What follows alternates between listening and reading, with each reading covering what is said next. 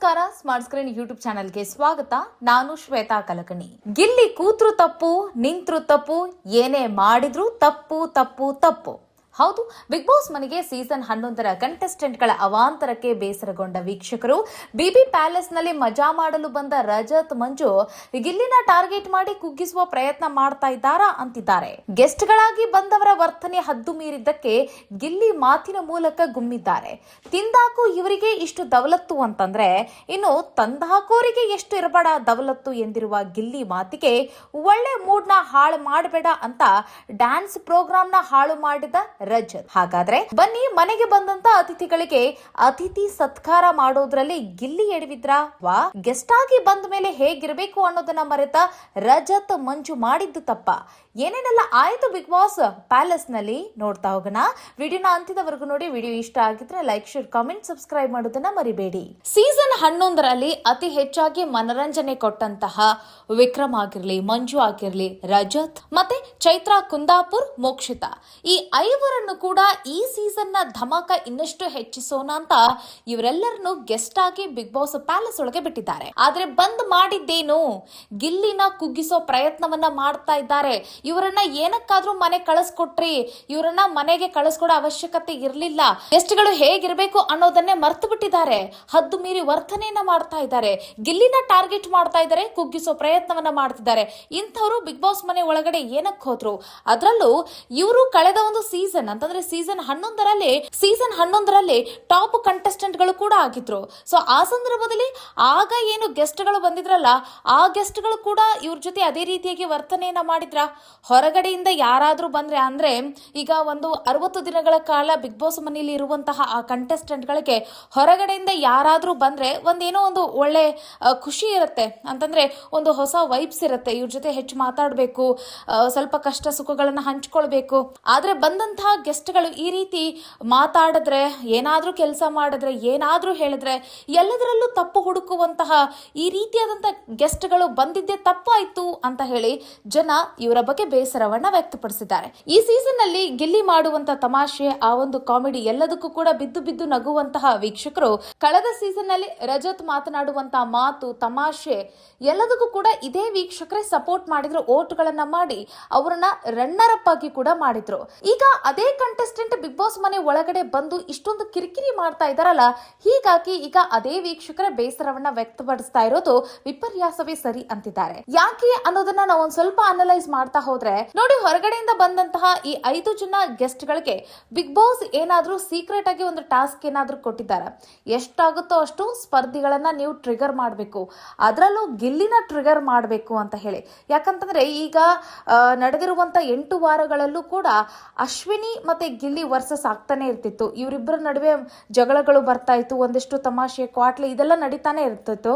So ಹೊಸದಾಗಿ for a change ಏನಾದ್ರೂ ಕೊಡೋಣ ಅನ್ನೋ ಕಾರಣಕ್ಕಾಗಿ ಈ ರೀತಿಯಾಗಿ ಕಳೆದ ಸೀಸನ್ ನ ಕಂಟೆಸ್ಟೆಂಟ್ ಗಳನ್ನ ಈ ರೀತಿ ಗೆಸ್ಟ್ ಗಳನ್ನಾಗಿ ಮನೆ ಒಳಗಡೆ ಕಳಿಸಿ ಅವ್ರಲಿಂದ ಗಿಲ್ಲಿನ ಟ್ರಿಗರ್ ಮಾಡುವಂತಹ ಟಾಸ್ಕ್ ಏನಾದ್ರೂ ಕೊಟ್ಟಿದ್ದಾರಾ ಅನ್ನೋ ಒಂದು ಯಕ್ಷ ಪ್ರಶ್ನೆ ಈಗ ಕಾಡ್ತಾ ಇದೆ. ಈ ಸಂದರ್ಭದಲ್ಲಿ ಸ್ಪರ್ಧಿಗಳು ಗೆಸ್ಟ್ ಗಳು ಬಂದು ಕೊಡುವ ಕಾಟವನ್ನ ಯಾವ ರೀತಿಯಾಗಿ ನಿಭಾಯಿಸ್ತಾರೆ, ಎಷ್ಟು ತಾಳ್ಮೆಯಿಂದ ವರ್ತನೆಯನ್ನ ಮಾಡ್ತಾರೆ. ಯಾಕಂತಂದ್ರೆ ಈಗ ಅತಿಥಿ ದೇವೋ ಭವ ಅಂತ ಇದೆ.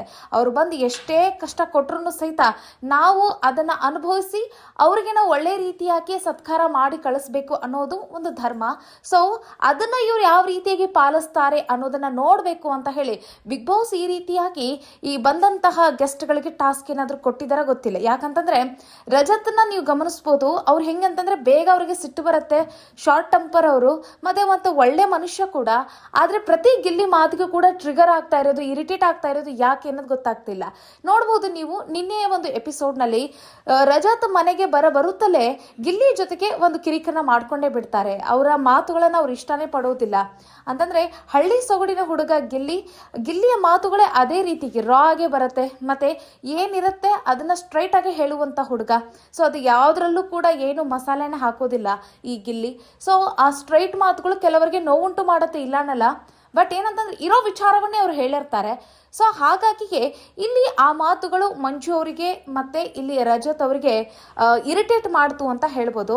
ಆದ್ರೆ ಏನಂತಂದ್ರೆ ವಿಷಯ ಏನಂತಂದ್ರೆ ಏನಿರುತ್ತೆ ಅದನ್ನೇ ಮ್ಯಾಟ್ರ್ ಮಾತಾಡಿರ್ತಾರೆ.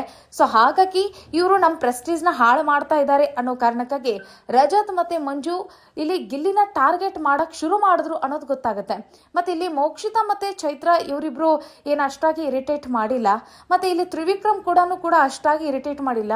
ಬಟ್ ಇಲ್ಲಿ ಮೇನ್ಲಿ ಬಂದ್ಬಿಟ್ಟು ಮಂಜು ಮತ್ತೆ ರಜತ್, ಅದರಲ್ಲೂ ಹೆಚ್ಚಾಗಿ ರಜತೆ ಈ ಗಿಲ್ಲಿನ ಇರಿಟೇಟ್ ಮಾಡ್ದಂಗೆ ಕಾಣಿಸ್ತು. ಇವತ್ತಿನ ಪ್ರೋಮೋ ಅಪ್ಡೇಟ್ ಏನು ಅಂತಂದ್ರೆ, ನಿನ್ನೆಯ ಎಪಿಸೋಡ್ ನಲ್ಲಿ ಬಂದಂತ ಅತಿಥಿಗಳನ್ನ ಸತ್ಕರಿಸಿದ್ದಾರೆ. ಅವ್ರು ಏನ್ ಕೇಳ್ತಾರೆ ಊಟ ಕೊಡೋದಾಗ್ಲಿ, ಅವ್ರು ಯಾವ ರೀತಿ ಸೇವೆ ಕೇಳ್ತಾರೆ ಆ ಸೇವೆಗಳನ್ನ ಕೊಡೋದಾಗ್ಲಿ, ಇದೆಲ್ಲವನ್ನು ಕೂಡ ಮಾಡಿದ್ದಾರೆ. ಇವತ್ತಿನ ಎಪಿಸೋಡ್ ನಲ್ಲಿ ಅವರು ಬಂದಂತಹ ಗೆಸ್ಟ್ಗಳಿಗೆ ಮನರಂಜನೆಯನ್ನ ಕೊಡಬೇಕು. ಹೇಗೆ ಡ್ಯಾನ್ಸ್ ಮಾಡ್ತಾರಾ ಅಥವಾ ಏನಾದರೂ ಮಿಮಿಕ್ರಿ ಮಾಡ್ತಾರಾ, ಹೀಗೆ ಅದೆಲ್ಲವನ್ನು ಕೂಡ ಮಾಡಿ ಅವರಿಗೆ ಮನರಂಜನೆಯನ್ನ ಕೊಡುವಂತಹ ಟಾಸ್ಕ್ ಇವತ್ತಿದೆ ಅಂತ ಅನ್ಸುತ್ತೆ. ಸೊ ಆ ಸಂದರ್ಭದಲ್ಲಿ ಗಿಲ್ಲಿ ಆಂಕರ್ ಆಗಿದ್ದಾರೆ ಅಂತ ಅನ್ಸುತ್ತೆ. ಗಿಲ್ಲಿ ಮತ್ತೆ ಅಶ್ವಿನಿ ಗೌಡ ಇವರಿಬ್ರು ಕೂಡ ಕಾರ್ಯಕ್ರಮದ ಹೋಸ್ಟ್ಗಳಾಗಿದ್ದಾರೆ.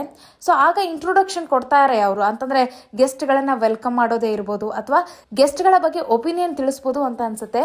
ಆ ಸಂದರ್ಭದಲ್ಲಿ ಗೆಸ್ಟ್ಗಳ ಬಗ್ಗೆ ಮಾತಾಡ್ತಾರೆ ಗಿಲ್ಲಿ. ತಿಂದು ಹಾಕೋರಿಗೆ ಇಷ್ಟು ದವಲತ್ತು ಅಂತಂದ್ರೆ ತಂದು ಹಾಕೋ ನಮಗೆಷ್ಟು ದವಲತ್ ಇರಬೇಡ ಅಂತ ಹೇಳ್ತಾರೆ. ಅಷ್ಟೇ ಅಲ್ಲ, ಗೆಸ್ಟ್ಗಳು ಬರ್ತಾರೆ ಅಂದಿದ ತಕ್ಷಣ ವಾವಣ್ಣ ಗೆಸ್ಟ್ಗಳು ಬರ್ತಾರೆ ಅಂತ ಅನ್ಕೊಂಡಿದ್ದೆ, ಇವರು ವ್ಯಾನು ಅಂತ ಗೆಸ್ಟ್ಗಳು ಬಂದ್ರು ಅಂತ ಹೇಳಿ ಮುಖದ ಮುಂದೆ ಹೇಳ್ಬಿಡ್ತಾರೆ. ಸೊ ಬಂದಂತ ಗೆಸ್ಟ್ಗಳಿಗೆ ಇರಿಟೇಟ್ ಆಯ್ತು ಅಂತ ಅನ್ಸುತ್ತೆ. ಗಿಲ್ಲಿ ಯಾವ ರೀತಿಯಾಗಿ ಆಟ ಆಡ್ತಾ ಇದ್ದಾರೆ ಅನ್ನೋದು ಈ ರಜತ್ಗಾಗ್ಲಿ ಮಂಜುಗೆ ಗೊತ್ತೇ ಇದೆ. ಯಾಕಂತಂದ್ರೆ ಇವರು ಮನೆಯಲ್ಲಿ ಕೂತ್ಕೊಂಡು ಎಪಿಸೋಡ್ಗಳನ್ನ ನೋಡಿರ್ತಾರೆ. ಅದರಲ್ಲೂ ಹೊರಗಡೆ ವೀಕ್ಷಕರು ಗಿಲ್ಲಿನ ಎಷ್ಟು ಇಷ್ಟಪಡ್ತಿದ್ದಾರೆ, ಎಷ್ಟು ಸಪೋರ್ಟ್ ಮಾಡ್ತಾ ಇದ್ದಾರೆ ಅನ್ನೋದು ಕೂಡ ಗೊತ್ತಿದೆ.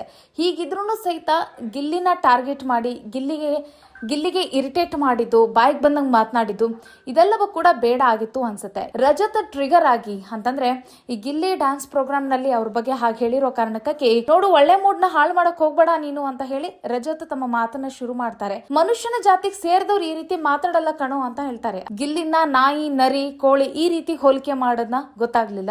ಈ ರೀತಿಯಾಗಿ ಅಸಭ್ಯವಾಗಿ ರಜತ್ ಅವರು ಪದಗಳನ್ನ ಬಳಕೆಯನ್ನ ಮಾಡಿದ್ರು. ಕಳೆದ ಒಂದು ಸೀಸನ್ ಅಲ್ಲಿ BBK ರೆಸಾರ್ಟ್ ಅಂತ ಏನು ಮಾಡಿದ್ರಲ್ಲ, ಆ ರೆಸಾರ್ಟ್ ನಲ್ಲಿ ಯಾವ ರೀತಿಯಾಗಿ ಇರಿಟೇಟ್ ಮಾಡಿದ್ರು ಅಂತಂದ್ರೆ ಬಂದಂತ ಗೆಸ್ಟ್ಗಳು ಇವ್ರು ಇನ್ನೊಬ್ರಿಗೆ ಯಾವ ರೀತಿ ಇರಿಟೇಟ್ ಮಾಡ್ತಾ ಇದ್ರು, ಅದೆಲ್ಲ ಆ ಟಾಸ್ಕ್ ನ ಆಡ್ ಬಂದವರೇ ಈ ರಜತ್ ಆಗ್ಲಿ, ಮಂಜು ಮತ್ತೆ ಚೈತ್ರ, ಮೋಕ್ಷಿತಾ, ತ್ರಿವಿಕ್ರಮ್. ಬಟ್ ಈ ಸೀಸನ್ ನಲ್ಲಿ ಈ ರೀತಿಯಾಗಿ ಡಿಫ್ರೆಂಟ್ ಆಗಿ ಗೆಸ್ಟ್ ಗಳನ್ನ ಹೊರಗಡೆಯಿಂದ ಕರೆಸಿರುವಂತಹ ಒಂದು ಟಾಸ್ಕ್ ಅನ್ನ ಈ ಸಂದರ್ಭದಲ್ಲಿ ಇಲ್ಲಿ ಬಂದಂತ ಗೆಸ್ಟ್ ಗಳು ಸ್ವಲ್ಪ ನೋಡ್ಕೊಂಡು ಮಾತನಾಡುವಂಥದ್ದು ಅದೆಲ್ಲ ಮಾಡಬೇಕಾಗಿತ್ತು. ಬಾಯಿಗೆ ಬಂದಂಗೆ ಮಾತನಾಡೋದು ಇದೆಲ್ಲ ತಪ್ಪಾಗುತ್ತೆ. ಇನ್ನು ಗಿಲ್ಲಿ ವಿಚಾರಕ್ಕೆ ಅಂತ ಬಂದ್ರೆ ಅವರು ಟ್ರಿಗರ್ ಮಾಡೋಕ್ಕಾಗಿಯೇ ಬಂದಿರಬಹುದು. ಇನ್ನೊಂದು ಅವರು ಹೈಲೈಟ್ ಆಗಬೇಕು ಈ ಶೋ ನಲ್ಲಿ ಅಂತಾನೂ ಕೂಡ ಬಂದಿರ್ತಾರೆ. ಅಂತಂದ್ರೆ ಈಗ ಸೀಸನ್ 11 ಮುಗಿದು ಒಂದಷ್ಟು ದಿನ ಕಳೆದು ಹೋಗಿದೆ. ಈಗ ರಜತ್ ಆಗ್ಲಿ, ಮಂಜು ಸ್ವಲ್ಪ ಜನಗಳ ಮನಸ್ಸಿನಿಂದ ದೂರ ಆಗಿರ್ತಾರೆ, ನೆನಪಾರಿರ್ತಾರೆ.